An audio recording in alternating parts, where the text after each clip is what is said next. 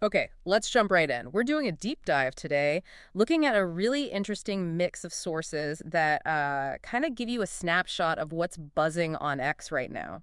Think of it like this. We're sorting through the noise, pulling out what's actually trending, what people are talking about. We'll connect some dots, find the interesting bits, covering finance, tech, politics, even some cultural stuff. Exactly. The idea is to help you navigate all this information. Yeah, Because platforms like X, they're just a constant stream, right? yeah. So we're focusing on specific posts, adding some context, showing you why these things are catching on. And maybe offering a few different angles on it all. Yeah, different perspectives. It's about getting you quickly up to speed on a whole range of things happening out there. And we've got some fascinating examples lined up, like what's Michael Saylor actually doing with all that Bitcoin? How did someone get like almost 500,000 followers just by saying this guy? Oh, yeah, that one's interesting. We'll also look at these big protests, what a 102-year-old vet had to say, a messed up billboard in London. Oh, and Japanese haircuts. And Elon Musk on Father's Day. It's quite a mix. It really is. Let's get into it. All right, starting with money, tech, and how people get attention online. This post from @Saylor, Michael Saylor, it's super simple. Just says, bigger dots are year with a chart. Right. And that chart, with those growing green dots, it really tells a story. It shows MicroStrategy's big shift, starting back in 2020, deciding to put their company's cash into Bitcoin. Which seemed pretty wild at the time, didn't it? Oh, yeah. Hugely risky is how many saw it. But there was some thinking around then, even some economic research suggesting Bitcoin could be a hedge against inflation, especially when things felt uncertain. And the chart makes that point visually, those bigger dots. Exactly. They line up with major purchases. Like, remember March 2024, they dropped over $800 million on Bitcoin. Mm. And the sources show these big buys often happened right before or alongside these price jumps. So the price did jump after that buy. Dramatically. Hmm. Bitcoin went from what, around 30-something thousand up past 100,000 by mid-2025. I think TradingView clocked like a 56% yearly gain, which, really pushes back on the idea that it's only volatile. Right. It forces you to look beyond just the day-to-day swings. Precisely. Saylor's post, and you can even track this stuff online, it's basically saying, look at the long-term strategy, look at the performance. It's a visual argument against the critics. Okay, from modern money to maybe the vision that shaped it. There's this post from @Brexit's going way back to '83. Steve Jobs talking about a software radio station. Yeah, this is pretty amazing. 1983. He's basically describing a way to distribute software digitally where you could sample it first, like hearing a song on the radio before buying the album. Wow. So like a precursor to the App Store. Exactly, decades before the App Store actually launched in 2008. It shows he was already thinking about digital distribution, user experience, things that became, well, core to Apple. That's incredible foresight, especially when you think about how closed systems were back then. Totally. And apparently there was even pushback inside Apple later about letting other developers in. But that initial idea, that software radio station, it really laid the groundwork for how we get digital stuff now, apps, music, everything. Just shows how early ideas can really stick. Okay, let's fast forward to right now, cutting edge stuff. AI video. This post from @VentureTwins talks about a new model called Kangaroo. Sounds bouncy. Huh? Yeah. And apparently it's making some waves, even though it's not, like, officially ranked yet. The post shows some examples. What kind of examples? Well, there's a football scene. Someone noted the ball spiral was pretty detailed, though maybe a small glitch on the kick. Another one where the camera focus shifts really smoothly from a person to the background. Oh, and an owl that turns its head and blinks. Quite realistic. So how does it compare to the big names people know, like VO or Seedance? Adventure Twins kind of puts it just a notch below them for now. But importantly, they're saying it already shows moments of like real brilliance. The fact that it's this good this quickly before it's even widely out there, It just shows how fast this field is moving, right? insanely fast, Right. which is exciting for creators, obviously. But it also makes it, harder and harder to tell what's real video and what's AI generated. That's a whole other conversation. Definitely. Okay, now let's switch gears a bit. How does stuff actually go viral on X? There's this post from @JacobPozel about a creator getting, what was it, 437,000 followers. Yeah, huge numbers. And apparently a lot of it came from basically reposting other people's content, but starting the post with just this guy. That's it. That seems to be Yeah. the hook. And, it actually makes sense from a social media perspective. Some research, I think I saw a marketing journal mention something like this, found that framing things to make people curious really boosts engagement. like way more retweets. Because you instantly want to know, okay, who is this guy? Exactly. It taps into that basic curiosity.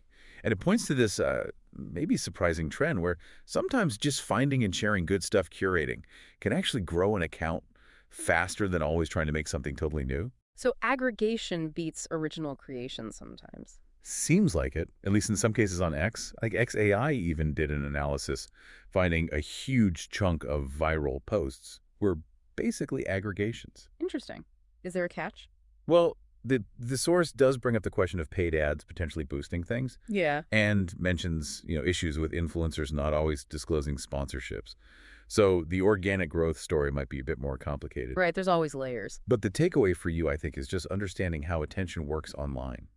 Simple framing, clever curation, like these things can have a massive impact. It's useful to know whether you're building something yourself or just trying to figure out why certain things blow up. Definitely useful context. And those dynamics really play out when we look at politics online. Let's shift over there. Big buzz around the No Kings protests. This post from at Aiden Clow claimed it was the biggest single-day protest in U.S. history. Yeah, that was the claim. And the No Kings theme was clearly a jab at perceived authoritarianism. Now, putting that biggest ever claim in context, it's tricky. Because we've had huge ones before, right? Exactly. The Women's March in 2017, the Vietnam moratorium way back in '69. Mm-hmm. Estimating crowd sizes is notoriously difficult, and sometimes organizer numbers get, well, inflated. So maybe not the absolute biggest by every single count, but undeniably massive, no question. Okay, so scale is huge, even if the exact rank is debatable. For sure. And you really see social media's power here. The way these things get organized now compared to even 10 years ago, Mm-hmm. it's night and day. Digital tools make coordinating these mass mobilizations possible on a whole new level. And that No Kings framing itself is pretty clever, using America's own revolutionary history. And then there was that image from at Kressenstein, the 102-year-old veteran. Oh, yeah. That one was powerful. Holding a sign saying he fought fascism in 1945 and he's doing it again. Wow. That draws a direct line, doesn't it? A very direct line. It connects the protest's message about resisting perceived authoritarianism, presumably aimed at Trump, right back to his own experience in World War II. It gives the whole thing this immense historical weight. Like saying, this isn't new, and the stakes are just as high. Pretty much. It frames the current fight as being profoundly significant. And interestingly, some research suggests older veterans actually are more likely to oppose shifts towards authoritarianism. So his personal stance kind of reflects a broader pattern, making the image even more resonant. And these protests weren't just in D.C., right? Like that post from at Ed Krassen showing Boise, Idaho. Yeah, that's important too. Seeing that kind of turn out locally in a place like Boise on the same day as Trump's birthday and that big military parade in D.C., it really shows this wasn't just a coastal thing. It signals significant grassroots opposition. Does a big local protest like that actually matter, policy-wise? It can. There's political science research suggesting that once protests hit a certain threshold, like maybe 1% of the local population turning out, it can correlate with policy shifts down the line. The estimates for Boise put it potentially close to that level. So yeah, it signals real political pressure building up. Okay, shifting angles slightly. This post from at Eric Aldo showed a woman in L.A. who was really upset about ICE raids because her gardener and housekeeper didn't show up. Yeah, that post definitely highlighted a specific kind of disruption. It shows the fear in communities, but also, very starkly, how dependent some people are on undocumented labor for, well, basic services. Her complaints were very specific: gardener, housekeeper, even the farmer's market being closed. Did that kind of thing lead to any changes? Well, there was talk, Laura Ingraham reported on it, that Trump actually paused ICE raids in some key industries, apparently to lessen that economic disruption, shifting focus to other things like trafficking. This came after pushback from people like the LA mayor. So that woman's personal frustration captured in that post, it's like a little window into these huge, complex policy impacts. And the dissent isn't just domestic. This post from at JamesState121 showing a messed up billboard of Trump outside the U.S. Embassy in London. Right. That's a pretty clear visual sign of how some people in the UK feel, especially since the 24 re-election. That embassy has seen protests before, like climate activists not long ago, and polling generally shows Trump isn't super popular in the UK. What about the image itself, the torn tie? The source suggested it could be like a satirical jab at his leadership style, maybe influenced by street art, like a Banksy-style visual protest. It's a striking way for international sentiment to pop up on the platform. Then, offering a different vibe, Governor Gavin Newsom posts this video at Gavin Newsom showing big crowds, caption, "God bless America." The timing seems key there. It came out right around the time of the No Kings protests and Trump's military parade. So you could read it as Newsom kind of contrasting crowd sizes, maybe subtly aligning with the protest energy while still wrapping it in patriotism. Like a counter-narrative to the parade. Potentially. The No Kings movement was explicitly protesting what they saw as authoritarian moves. Newsom showing large crowds, maybe implying support for a different vision. It fits with how politicians position themselves, right? Especially thinking ahead maybe to 2028. It's playing multiple angles. And finally, the reaction to the parade itself at Joja from Jers highlighted that video of Trump looking bored. Yeah, that video went viral.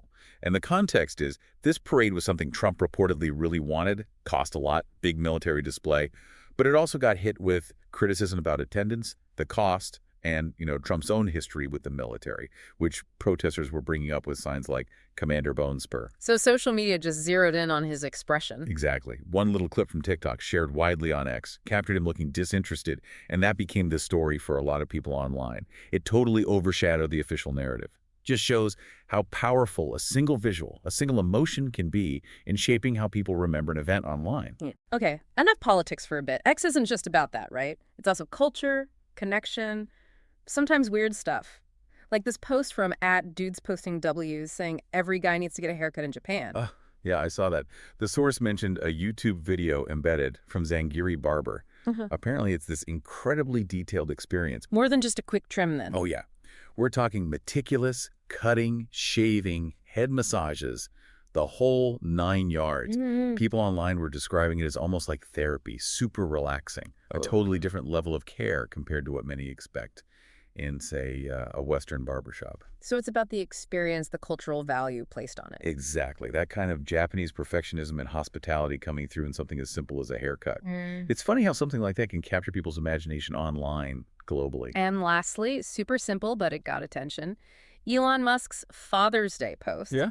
At Elon Musk just wishing happy Father's Day. Right. Seems straightforward. But the context, as the sources pointed out, is Musk is always talking about needing more people, worried about falling birth rates. Right. Which is a real trend. UN reports confirm it. Okay, so his post aligns with his usual themes, but there was some irony. Well, yeah. The source mentioned that his biography revealed some complicated stuff about his own father's family situation. So for people who knew that, the simple Father's Day greeting suddenly had this extra layer of internet commentary and, well, satire attached. Just goes to show, even a simple post from a big name can spin off in unexpected directions online. Absolutely. It becomes a focal point. That's kind of X in a nutshell, isn't it? Unfiltered reactions, commentary, everything all at once. So, yeah, that's our whirlwind tour through what's been buzzing on X from, Bitcoin strategies and AI video breakthroughs to the intensity of political protests and these little cultural moments. It's a real mix. It really is. And you see how it all connects, right? Finance, tech, how messages spread, political feelings, even just everyday life stuff like haircuts. It's all swirling around together online. Looking back at everything we just talked about, what really jumps out to you? Did anything connect in a surprising way? Maybe just the speed. How quickly a simple phrase like "this guy" can take off, or how a single image from a protest becomes the image.